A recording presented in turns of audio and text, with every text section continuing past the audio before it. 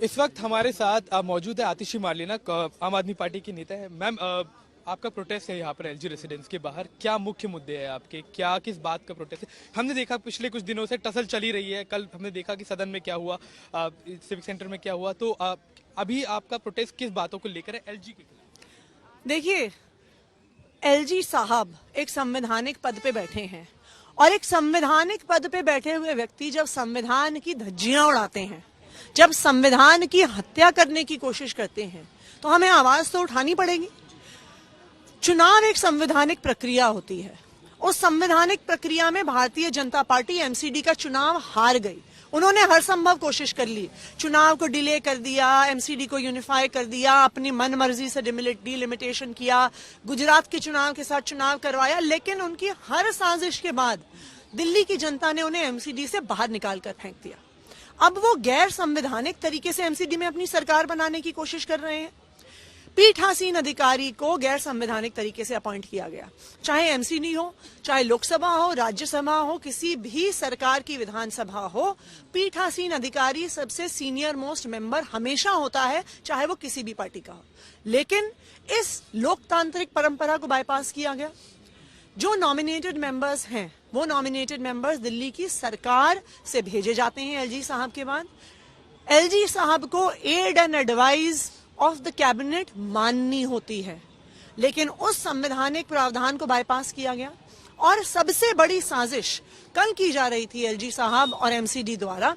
कि जो nominated counsellors हैं, जिनको संविधान के मुताबिक वोट करने का अधिकार नहीं है,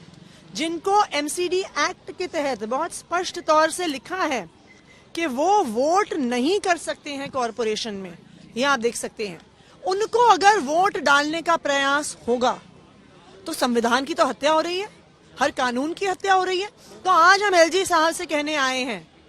कि आप एक संवैधानिक पद पर बैठे हैं, संविधान की हत्या ना करिए, लोकतंत्र के निर्णय का सम्मान करिए। अगर दिल्ली की जनता ने आम आदमी पार्टी को चुन के भेजा है, दिल्ली की जनता ने बीजेपी को नकारा है, तो उस लोकतंत्र का सम्मान कीजिए और आम आदमी पार्टी को अपनी सरकार बनाने दीजिए। एक और चीज, बीजेपी के जो नेता है, जो दिल्ली के बीजेपी के नेता है, वो उनका ये कहना है कि हम मेयर के एक तरह से चुनाव में इतना जोर नहीं लगा रहे जितना हम स्टैंडिंग कमेटी के जो जितने भी रहेंगे स्टैंडिंग कमेटी के मेंबर्स, उसके लिए वो लोग प्रायोरिटाइज करने की कोशिश कर रहे हैं। तो आपको क्या लगता है कि वो कहीं ना कहीं स्टैंडिंग कमेटी के पास ही काफी ज्यादा पावर्स है एमसीडी में, तो वो कहीं ना कहीं बाईपास करने की कोशिश हो रही है क्या? हम तो बस चाहते हैं कि भारतीय जनता पार्टी ये स्टेटमेंट दे, एलजी साहब कहें, उनके पीठासीन अधिकारी ये फॉर्मल स्टेटमेंट दें कि मेयर के, डिप्टी मेयर के और जो स्टैंडिंग कमेटी का चुनाव है उसमें नॉमिनेटेड काउंसलर वोट नहीं डालेंगे, जो एक संविधान के तहत नियम है और जो डीएमसी एक्ट के तहत बहुत clear cut black and white शब्दों में दिया गया है। तो उनको यह आधिकारिक तौर पे कहना पड़ेगा कि हम संविधान की हत्या नहीं करेंगे, हम संविधान की धज्जियां नहीं उड़ाएंगे। एक चीज, एमसीडी की अगर बात की जाए तो जो नॉमिनेटेड मेंबर्स होते हैं वो मेयर, डिप्टी मेयर के चुनाव में वोट नहीं डाल सकते, लेकिन स्टैंडिंग जो जोन्स होते हैं कहा जाता है कि वहां पर उनके वोट डालने की, पर वो कल तो उनको मेयर, डिप्टी मेयर और जो डायरेक्ट इलेक्शन कल हाउस में हो रहा था वहां पर वोट डलवाने की कोशिश की जा रही थी।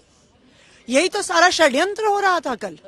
और तभी तो हमने शोर मचाया, तभी तो हमने उसका विरोध किया कि आप ऐसे कैसे कर सकते हैं। जब संविधान में लिखा है,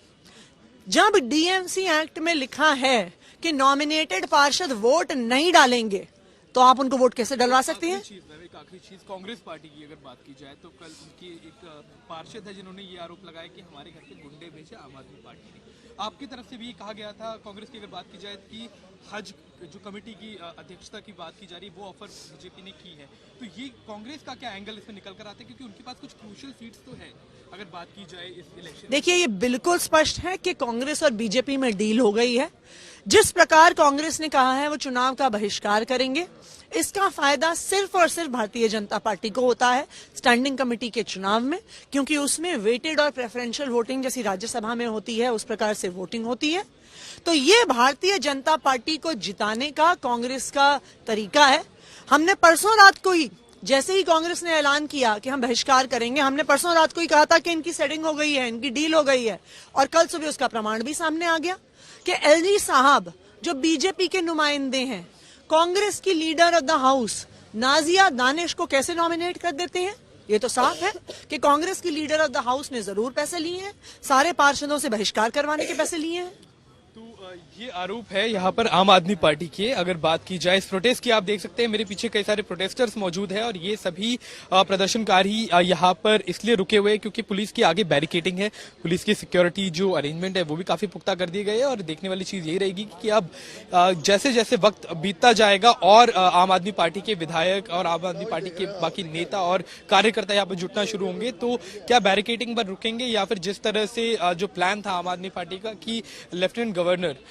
जो उपराज्यपाल है उनके घर पर जाकर यहाँ प्रोटेस्ट आम आदमी पार्टी करेगी और उनके जो जितने भी आरोप है वो इसी के ऊपर है कि लेफ्टिनेंट गवर्नर एक कॉन्स्टिट्यूशनल पोस्ट पर है और वो भारतीय जनता पार्टी की फेवर में काम कर रहे हैं। हालांकि इन सभी एलिगेशंस को, इन सभी आरोपों को भारतीय जनता पार्टी ने सिरे से खारिज किया है और ये कहा है कि आम आदमी पार्टी अपनी तरफ से एक पॉलिटिक्स करने की कोशिश कर रही है। लेकिन यहाँ पर आरोप प्रत्यारोप का दौर जारी है। देखने वाली चीज यही रहेगी कि आगे आने वाले जो चुनाव है उसमें किसको बढ़त मिलती है और कौन दिल्ली की एमसीडी में अपनी सरकार बनाता है।